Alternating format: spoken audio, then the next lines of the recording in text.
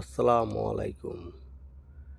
তো বলছিলাম বন্ধুরা, আমাদের এখন সৌদি আরবে আজকে ১৯ রোজা শেষ হয়ে গেল। আগামীকাল আমরা ২০ রোজার জন্য সেহরি খাবো ইনশাল্লাহ সকালে। আর আপনাদের রমজান মাস কেমন যাচ্ছে একটু জানাবেন কমেন্টে।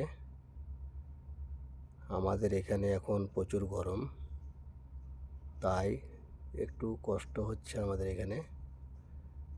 আপনাদের ইন্ডিয়াতে কেমন কি আবহাওয়া একটু জানাবেন অবশ্যই। আমরা এখন তারাবির জন্য উজু টুজু করে বেরিয়ে গেলাম, নামাজ পড়তে যাব। ঠিক আছে, ভালো থাকেন, খোদা হাফিজ।